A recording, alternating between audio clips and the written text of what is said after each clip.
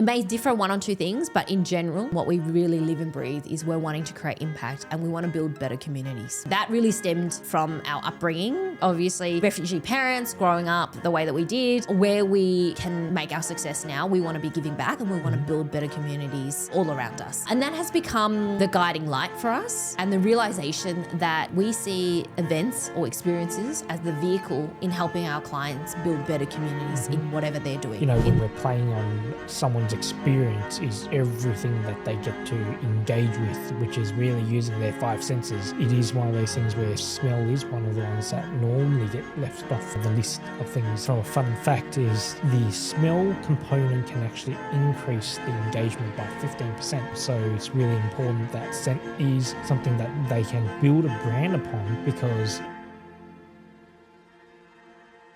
Hey everyone, it's Julia. And Victor, and we're multi-award winning entrepreneurs. We own a portfolio of businesses and we also have 2 kids under 3. As husband and wife, we have decided to start this podcast as a way of giving back and sharing our journey with some raw conversations, knowledge and learnings that we have been having together over the past 13 years of building our businesses and our life together. Hey everyone, welcome back to another episode of Elevate with Vic and Jules. So in this episode, we're going to be talking about how we start off an idea all the way through into an event and the delivery of that. So introducing Julia as the creative director. She's been working as a creative director for the last 13 years in our company in JT Production Management, and we're going to unpack all of the secret sources on how we create an event. So first question is, what are some of the things that you measure on in bringing an idea into life? Like, what are some of the key things that you look at? Yeah, thanks, Vic. So what are some of the key things I look at when bringing an idea to life? So many things, you know. I think it's funny being in the events industries. Most of the time people come and they just experience it and then they leave. But for us, we look at it from the moment they receive the first piece of communication, you know, the email comms that they get or the advertising on Facebook or Instagram that they see, to the ticketing experience, like how did they go about booking it? Was it easy and what was the user experience there? All the way through to what kind of information they receive before they arrive, you know, were they able to park their car easily? Were they able to navigate into the room easily? When they're in the room, what kind of things do they see first? What do they hear first? What do they smell first? And then what do they taste as well? And then, of course, the experience definitely at JT doesn't end there. It actually continues to what happens post-event as well. What do they see, feel, touch, remember after the event? So when it comes to designing an event experience, I, as well as our entire team, really look at all of the intricacy, all of the aspects that a person will experience. And it's so important to remember that a human being is a human being and they have all their senses. And our philosophy in designing an event is that we make sure that we play on all of those senses. So from, like I said, the taste, the food that they taste, all the way through to what they see, what they smell, all of those aspects are definitely considered. Mm-hmm. And I know that some of the times when we're talking to, whether it's clients or even designing our own events, is one of the first things that you normally ask yourself or ask the clients is, what's the purpose of running the event? Can you tell us a little bit about that? Definitely. That's my favorite question. Yep. And then it comes to, what is your budget? But we'll unpack that later. But definitely the first question I always ask a client or now, you know, I always ask the team is why? Like why are we doing this? What do they want to get out of it? And what's their key objectives or their key KPIs or, you know, whatever technical terms you want to put on it. Because at the end of the day, we all know, and I quite frankly, I always tell our clients, is that events are expensive and it's timely exercise. You know, it may look like it only just happens for 2 hours, but it's months of planning, you know, hours spent, lots of labor, lots of love, and lots of money involved. So we have to always get clear on the why, because without that, then you're not really designing it to the right direction. It's like you need the why to be your North Star. And so then all the decisions, you always point back to your North Star and go, does this actually make sense? You know, a really good example, like we've produced so many, like thousands of events across our lifetime. And I've been, you know, in the role of producer and creative director for quite some time. You know, a good example this year, you know, we delivered FrameFest. That was our own self-produced event. You know, ourselves as well as another person was co-founder of it.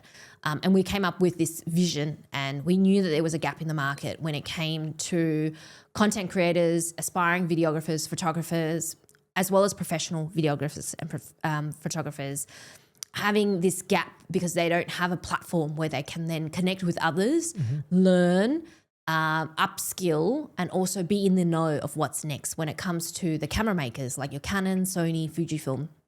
And so when it came to this idea of like the three of us discussing, okay, what this event could be, and we knew, you know, we sat through all of the sponsorship pitch, didn't we?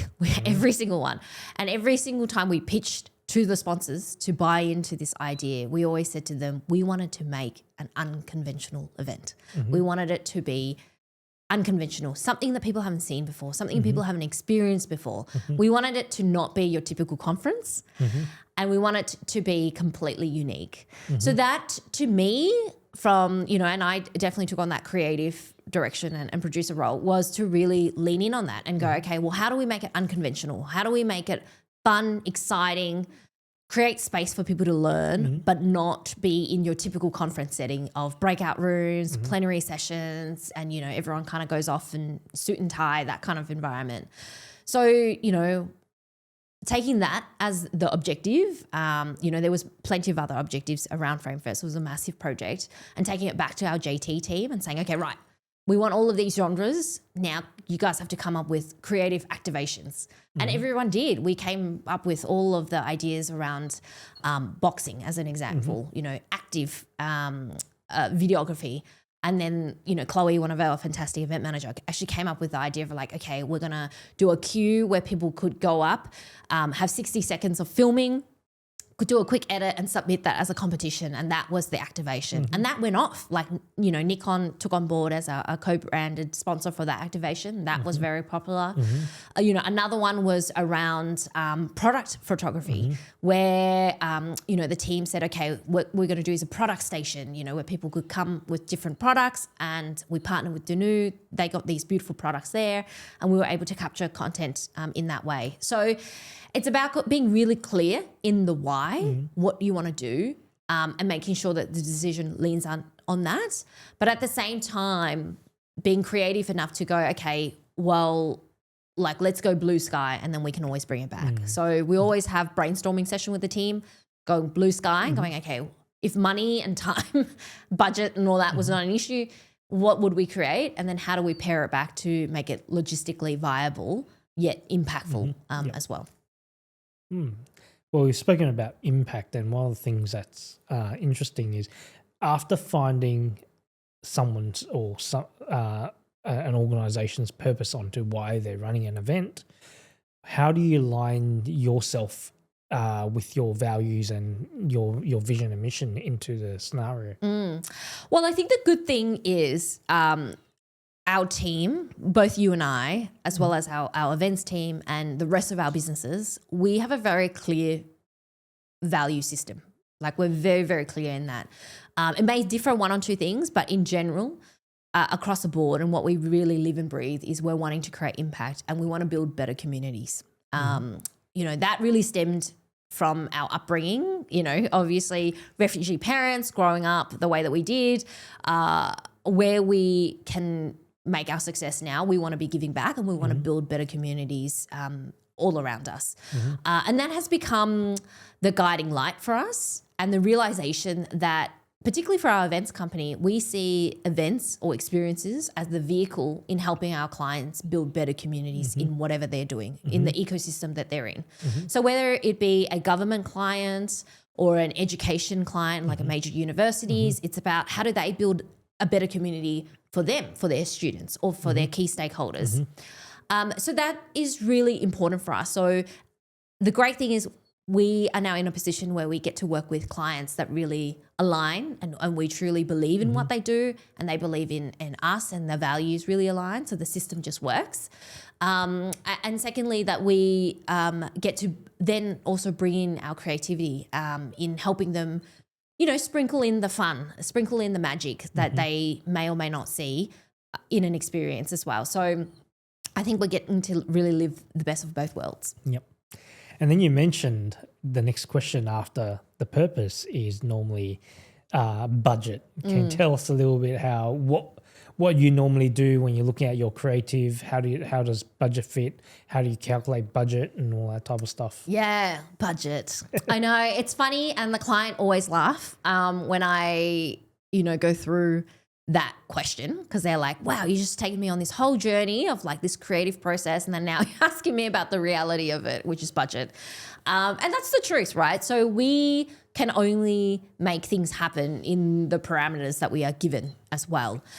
But we're also really keen for a challenge. I think at the team at JT, we never back down on a project just because it's small budget or big budget or, whatever it may be.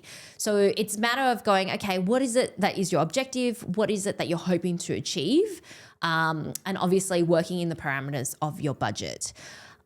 We always have, and I think this is mainly taught by you, being the financial background person, is, you always have to have buffers in each of the line items that you present to the clients, and you always have to have options up your sleeve as well. So when it comes to designing an experience, it's about going, okay, this is what the client really wants, but also having a few backup versions of going at version, B and C of what is realistic. And it really does come down to pitching it back to the client as well. Okay, so strategically you would then go, okay, or maybe I'll pitch option B, knowing that I've got a little leeway in option A and option C. So how you present to the client is important. How you then position the value of each options is really important. And I think over time, having done this for many, many years, I've learned that with different clients, they value different things. So some clients would value convenience. Some clients would really value what they see and like how beautiful something is, how grand something is. Some clients don't really care about that, and they really care about the experience that maybe the person is experiencing from a technical perspective, for example. And some clients also bring a lot of trauma to the table. And by trauma, I mean they might have experienced a really shit event in the past, and they said, you must not make this happen. And we've had plenty of that, right? We've had one of the biggest gala dinners that we produced, 1,400 people, multicultural gala, massive. And distinctively, I remember one of the clients, beautiful client, came up to us and said, we always have technical problems. Every single event that we've done, always technical problem. Don't make that same mistake. That was like somewhat a warning. But also, this trauma that they've clearly experienced, and they're like, I don't want you to go through this. Like, I don't want to have to go through it again. And so you then learn, okay, well, the client really values this. And so in the design process, it's about understanding their values and making sure that we're creating something that aligns with that and going, okay, well, if you really value this piece and because the budget's like this, we'll have to compromise here. But, and the great thing about this is the entire JT team, we're very experienced people. We can say with our experience, we know that this won't affect the event one way or another. Yep. So going through, the budget, I know that we have when we're planning events, we always have like those options and we have nice to haves. And if we know that it will activate only when the clients reach a certain milestone, like for example, ticket sales are going really well or sponsorship is going really well and they have that excess budget to spend, that's when we have things like that nice to have. Sometimes it may be like, extra florals or extra this, extra design pieces and extra activations and all that type of stuff. So it's really exciting to see. So tell us about the journey now on what happens after, okay, the event is happening. Now we're communicating to people and audiences to come to an event. What's the journey there? Well, it really depends on whether the client, it's an inward facing event and they are targeting their own audience and they've got a database already, or it's an outward facing event where we're building, like FrameFest, a brand new subset of audience there where, you know, it's never recognized before, and you're kind of building subscribers, building mailing lists and all of that kind of stuff. So the journey of communication is different in different ways. And I think we've learned over time that people consume information differently as well. And I think the shift, especially now, is that, you know, email communication is so saturated. So having cut through email communication is really important. And that's where we're starting to introduce things like GIFs, videos, you know, a message from the founders or the message from a speaker, but also creating it in a way where you're exchanging value back to your potential audience or your audience that's already booked the tickets. So again, often people fall into this trap of like, okay, I've got this amazing event, they're booking their tickets, and then it's the usual set of comms.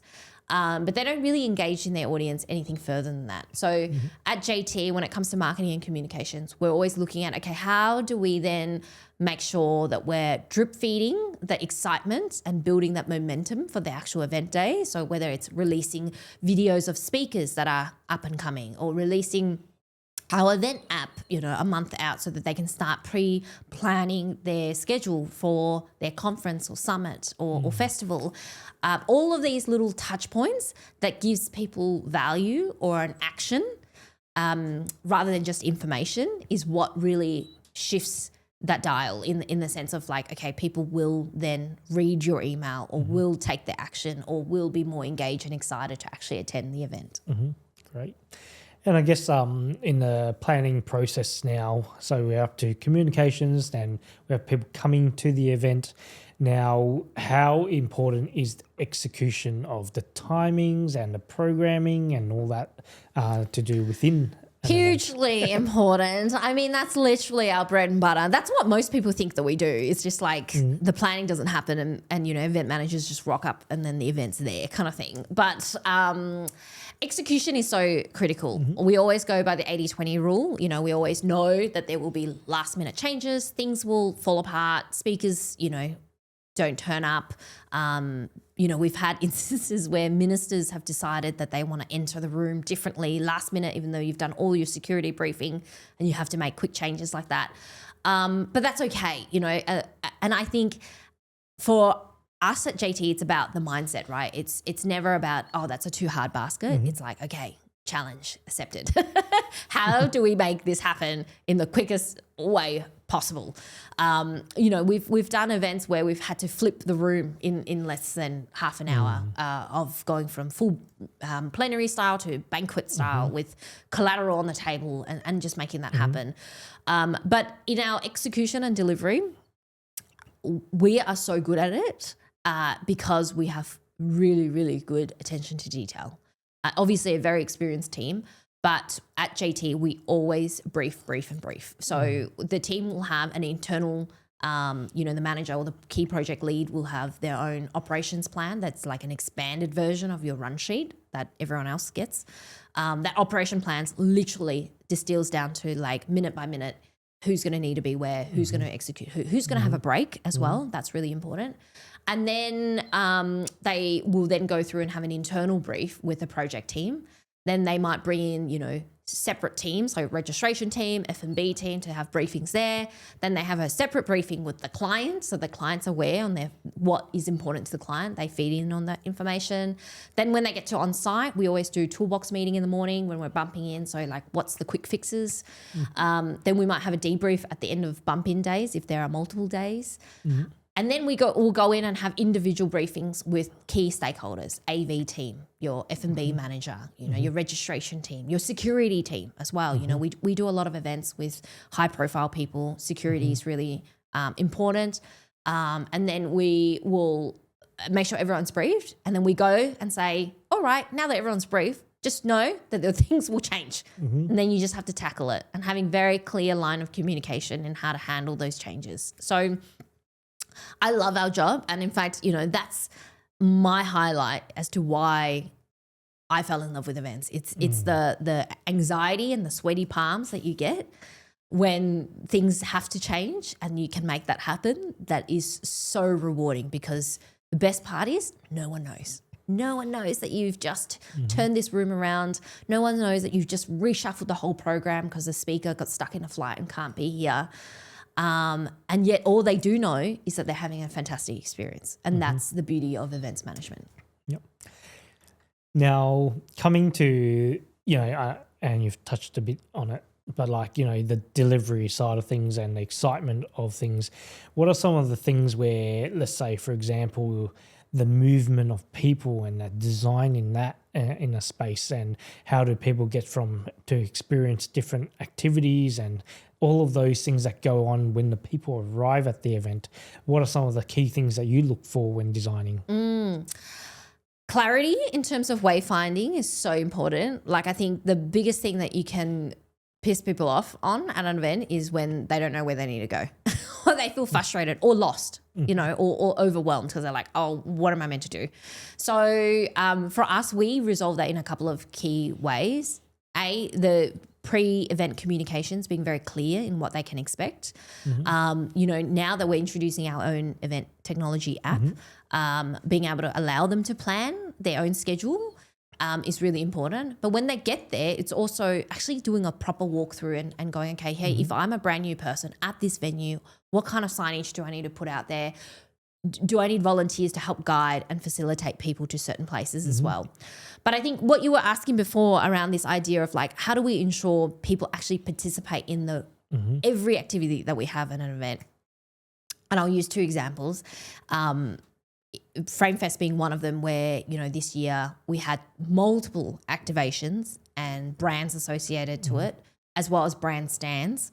And we had to make sure that the brands had recognition and that foot traffic was really important.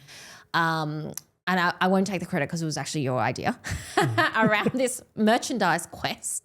Was the reality is we decided, instead of your typical approach of hey, you come in, you check in, you get a merchandise bag with all your goodies in there, we decided to team up with the brands and say, hey, you hold your merchandise at your stand and we'll do a merch quest card that will then encourage everyone to go to all of the stations to collect their goodies, because we all know people love free stuff. Even now, me in a free expo environment, I'm always like, well, what kind of freebies can I get? But that was such a good idea, and the brands loved it. And the reality is they were inundated with people lining up, obviously wanting the free product, but we drove foot traffic to the brands, and that was a huge KPI for us. And it's so important to design that. Another really good example, and this goes way back, Vic, you'll probably remember this project as well, was when we worked with the Victorian government, Victorian and proud of it, campaign, where we had VicGov came to us and said, hey, this is a campaign we're running. It's a little bit dry. It's a little bit, boring. How do you bring it to life? And we literally took their booklet about all of these things, about aspects of being Victorian and why you should be proud of being a Victorian, and designed an activation out of it. So we went to the Immigration Museum here in Melbourne. We designed a series of activations that were, instead of being in the one place, dotted around the Immigration Museum. And we came up with a beautiful passport pamphlet that they had to open up and actually visit each of these spots, got stamped on it, and then they, could collect a prize as well at reception afterwards. So again, it's about going, okay, how do I creatively make things fun and engaging? And there's lots and lots of different ways, but those are just two quick examples that come to mind. Fantastic. And I think when we're looking at the events that we've ran, the 1,000 events that we ran, what is the one event or the one key thing that you helped the client or helped someone fix, which was so rewarding for you? Oh, so many things. What was the one key things that, what would be yours? What would be mine? I'm flipping the script now. Oh, that is... I mean, one of the things that was mentioned to us, this is an event a few weeks ago, and we were in the marquee basically, I wasn't present at the event, but I was really proud of the team that was running the event because they found solutions immediately. So we're in massive marquees that we custom built for this event. We're going to have the ceremony for the end of the event in this marquee. But the winds were picking up and the weather was picking up, and it was something where we wanted a little bit more safety because there's a lot of wind picking up in this area. So we decided to move the event into an indoor event instead.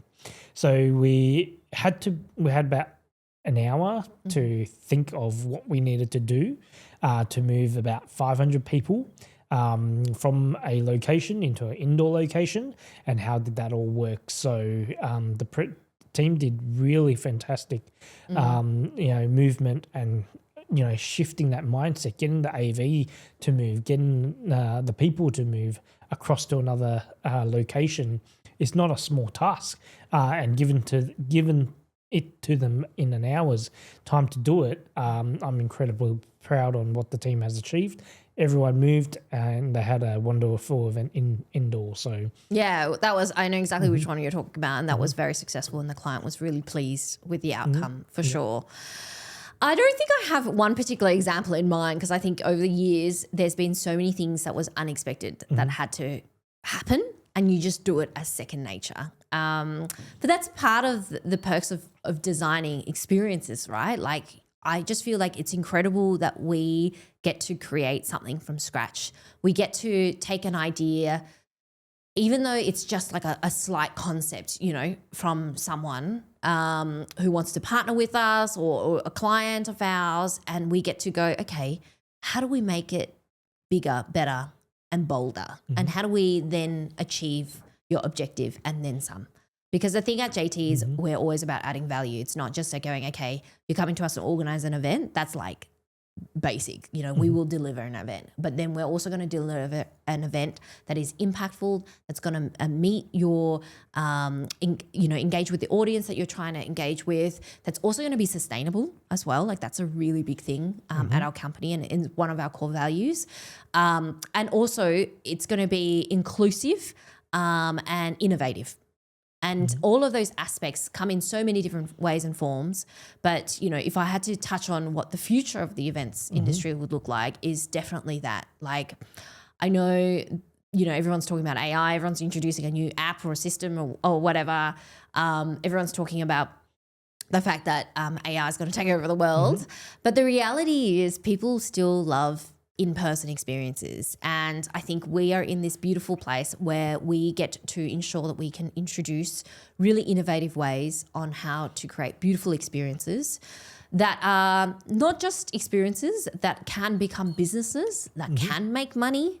And this is why we're doing our Business of Events roadshow, right? Like, really explaining to people that, hey, ticket sales and merchandise aren't the only two ways to make income in an event. There's 22 and then some revenue streams and income streams.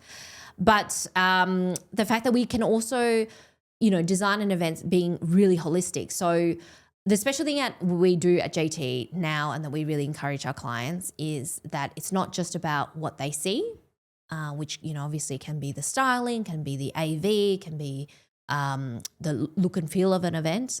Still very important. It's not just about what they hear. So whether it's, how good is the audio, how well is spoken is the keynote speaker. It's not just about the food that they taste, whether that, cocktail or mocktail is delicious or the meal is good, but it's about what they smell. And, we spoke a lot about this, and it's something that we're really excited to be introducing more and more to our event with our own scent curation experience, where we're now introducing key scents that will elicit key emotions and that allows attendees to really anchor that memory of being there then and there and associating that with their brand. And that is amazing. So I definitely think that's where the future of events is heading. Holistic experience. Don't forget about the smell. But the fact that I just love what we get to do. Yeah. I mean, it's interesting to see how, when we're playing on someone's experience is everything that they get to engage with, which is really using their five senses. And it is one of those things where smell is one of the ones that normally get left off the list of things. And, from a fun fact is the smell component can actually increase the engagement by 15%, which is what we found out. So it's really important that scent is something that they can build a brand upon, because it can help activate certain emotions when you come to a certain event. Is, do you want people to be paying attention? Then it'll be a different scent. Or if you want people to relax, it'll be a different scent. So all those type of things are really interesting, that we're starting to dabble in that space even more for the future of events. Yeah. I mean, one of the things that you did mention is the world of AI and things that's coming through into the industry. Can you tell us a little bit more about how that can affect the way that we design events? Absolutely. I think that I will couple this with sustainability. And conveniently, we have our own event technology company for that exact reason. And that's the reality of it. Technology is with us. There's no point being afraid or being against having technology at your event. And I don't mean just having screens and AV things like microphones, etc. It's about the introduction of like apps, event app, digital wayfinding, interactive floor plans.